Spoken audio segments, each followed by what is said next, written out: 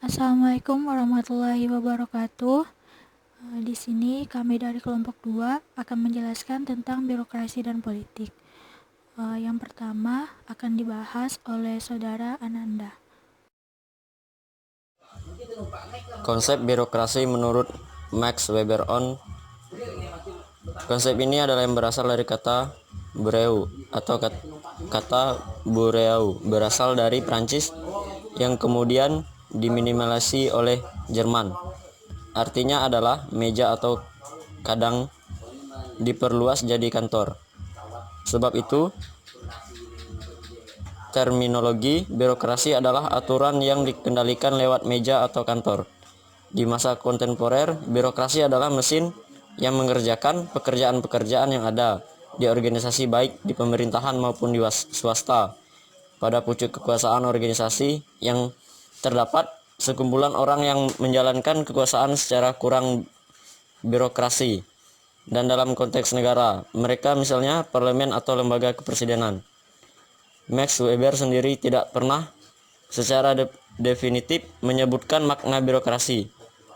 Weber menyebut begitu saja konsep ini lalu menganalisis ciri-ciri apa yang seharusnya melekat pada birokrasi. Gejala birokrasi yang dikaji Weber sesungguhnya birokrasi patrimonial. Birokrasi tersebut dianggap oleh Weber sebagai tidak rasional. Banyak pengangkatan pejabat yang mengacu pada political will pimpinan dinasti. Akibatnya, banyak pekerjaan negara yang salah arus atau tidak mencapai hasil secara maksimal.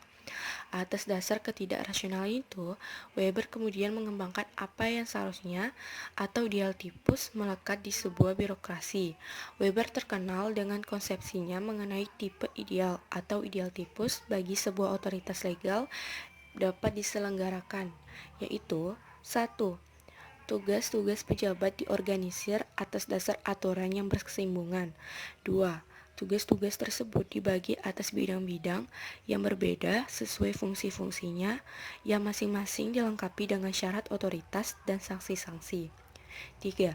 Jabatan-jabatan tersusun secara hierarkis yang disertai dengan rincian hak-hak, kontrol, dan pengaduan atau komplain. 4. Aturan-aturan yang sesuai dengan pekerjaan diarahkan baik secara teknis maupun secara legal. Dalam kedua kasus tersebut, manusia yang terlatih menjadi diperlukan. 5. Anggota sebagai sumber daya organisasi berbeda dengan anggota sebagai individu pribadi. 6. Pemegang jabatan tidak sama dengan jabatannya. 7. Administrasi didasarkan pada dokumen-dokumen tertulis. Dalam hal ini cenderung menjadikan kantor atau biro sebagai pusat organisasi modern. Dan 8. Sistem-sistem otoritas legal dapat mengambil banyak bentuk, tetapi dilihat pada bentuk aslinya. Sistem tersebut tetap berada dalam suatu staf administrasi birokratik. Konsep dasar birokrasi tidak lepas dari konsep sosiologi Jerman bernama Max Weber dalam karyanya The Theory of Economy and Social Organization yang dikenal melalui ideal tipe atau tipe ideal birokrasi modern. Model ini sering diadopsi dalam berbagai rujukan birokrasi berbagai negara, termasuk di Indonesia. Konsepsi birokrasi yang dikemukakan Max Weber ini dilihat dari legitimasi kekuasaan yang ada, kemudian dibagi ke dalam 3 kategori. Yang pertama, rational legal authority atau orientitas legal rasional. Terus yang kedua, tradisional authority atau orientitas tradisional. Ketiga, krismatik tipe atau otoritas krismatik.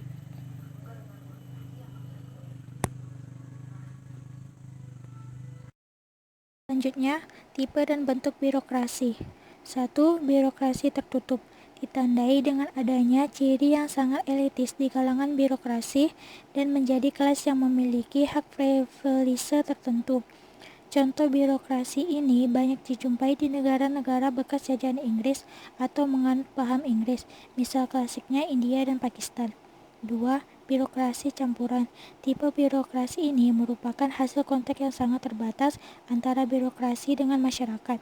Hal ini berawal dengan masuknya individu ke dalam jajaran birokrasi pemerintah guna mengurangi kelemahan birokrasi, seperti kurang mampu birokrasi lama untuk membuat perencanaan, statistik, industrialisasi, dan lain-lain.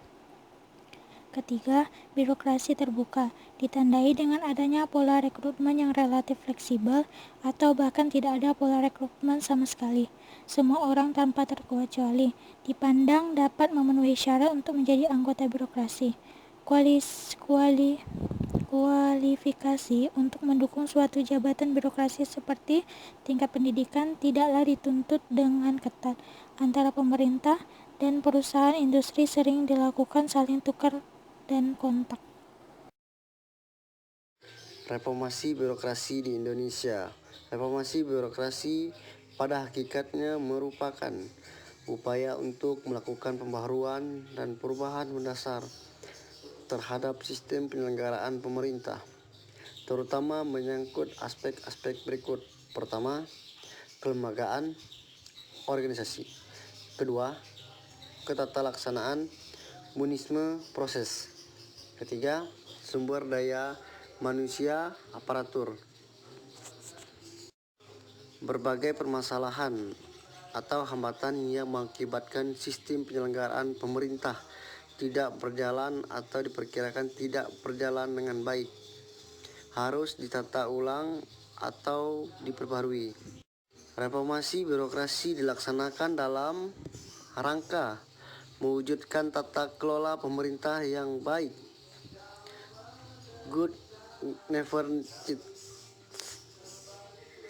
Dengan kata lain, reformasi birokrasi adalah langkah strategi untuk membangun aparatur negara agar lebih berdaya guna dan berhasil guna dalam mengemban tugas umum pemerintah dan pembangunan nasional.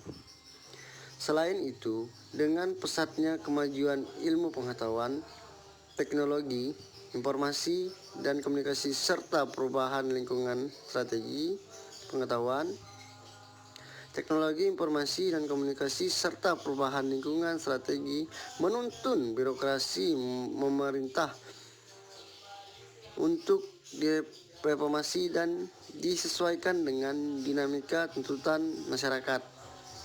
Oleh karena itu, harus segera diambil langkah-langkah yang bersifat mendasar, komprehensif, dan sistemik, sehingga tujuan dan sasaran telah ditetapkan dan dicapai dengan efektif dan efisien. Selanjutnya, reformasi birokrasi di Indonesia